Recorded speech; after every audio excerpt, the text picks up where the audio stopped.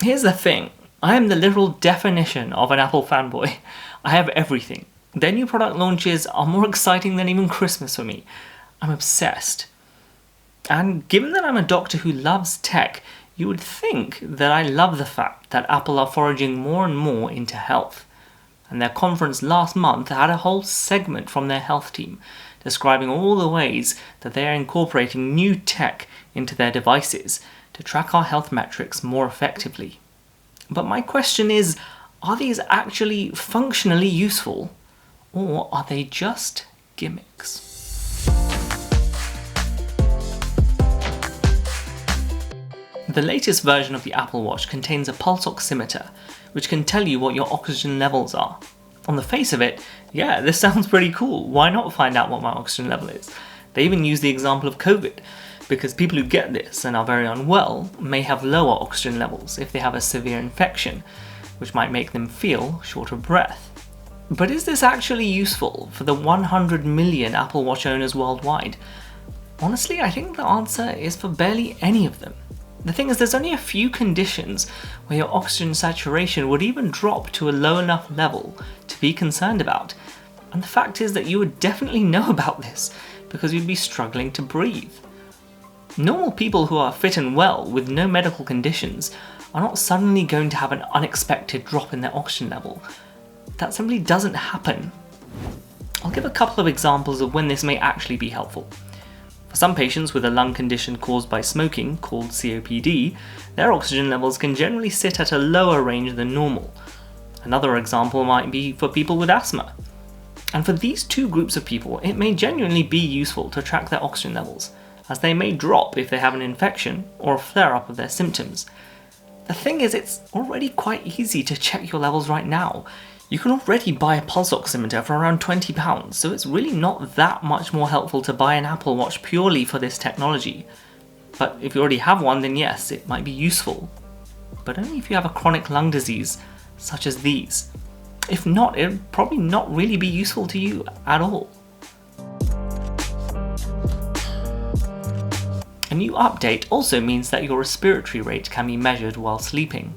This is the number of breaths that you take per minute, and you'll get a handy notification if your breathing rate drops to a lower rate than expected. But again, who is this actually for? Your breathing rate doesn't really drop to a low level in a dangerous way, unless you're so unwell that you're close to dying. And honestly, if you're that unwell, you would definitely know about it. You'd probably even be in a hospital and wouldn't even be alert enough to look at your watch, let alone be wearing a watch, because you are so seriously unwell. So again, I really have to question the utility of measuring this metric. When Apple announced that the watch could perform an ECG, I admittedly thought that this was pretty cool. I mean, it sounds great, and in truth it is incredibly simple to use. The benefit is that it can identify if your heart goes into an abnormal rhythm known as atrial fibrillation. If this happens, you'll get a handy notification that tells you this and recommends you to see a doctor. And this is admittedly quite cool. But how many people are really going to benefit from this? Atrial fibrillation tends to affect older people much more. And honestly, most Apple Watch users are not, at present, in that older age group. It's also only a 2-lead ECG, so it's not quite as detailed as a proper 12-lead ECG, which has more information and can diagnose more conditions. So yes, although it is kind of useful and kind of cool, it's really not that useful for the vast majority of users and can only pick up on one type of the many heart rhythm problems that exist. This is another new metric that they can track with the iPhone or the Apple Watch.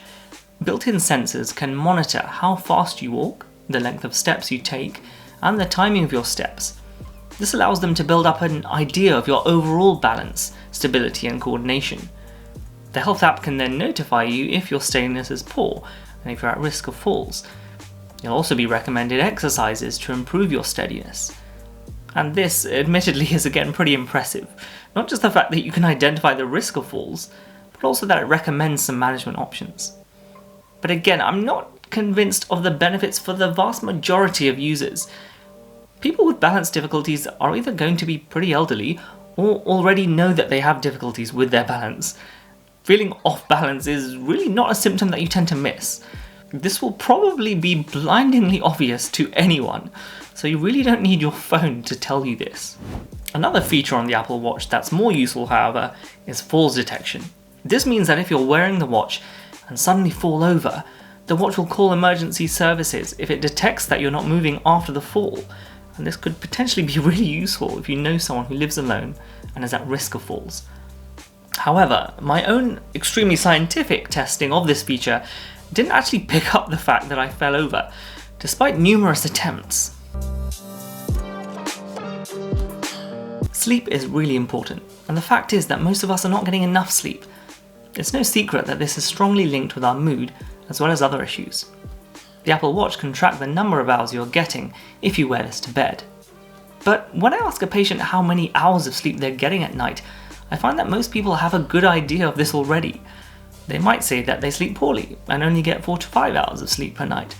Or they might say they feel well rested because they managed to get 7 to 8 hours of sleep. I'm just not convinced that having an objective measure of your sleep is that useful for most of us, because we can all subjectively tell how many hours we're getting and how tired we feel. What's more important and what's more helpful is the concept of sleep hygiene, which is how to take the right steps to improve the quality and quantity of your sleep. This is something that I think they've actually got right. Way too many of us listen to music using headphones at a level that is way too high. This is seriously damaging to your hearing, and I can't help but think that our generation is going to struggle with hearing loss when they're older. Most people simply don't recognize this, so it's really useful if your watch flags this up to you. I just wonder how many people will actually listen to this advice. This is finally something that could be tracked on your iPhone, but honestly it took far too long for this to be included as a default setting. Why did it take this long to include a period tracker when it's something that would benefit half of the planet's population? Especially when you compare all of these other health metrics I've just talked about, which realistically will only benefit a relatively small population. Who knows, but at least they fixed this, and they're incorporating better predictions of your cycle. Better late than never, I guess. Out of all of the health innovations squeezed into the Apple Watch and iPhone, actually very few of them are useful from a medical perspective. They're not really going to improve your lives in any meaningful sense. On the other hand, I was extremely impressed by Google's use of machine learning to develop tools to diagnose conditions like breast cancer and hundreds of skin diseases. These are genuinely helpful, and they could change the way we actually practice medicine. Check out my video where I talk about this and ask the question, could Google eliminate the need for doctors? On the other hand, if you're an Apple fan just like me, have a look at my roundup of their new devices launched this year in this video. So that's pretty much it for today. I hope you liked the video, and make sure you hit like and subscribe if you did, and I will see you next time. See ya!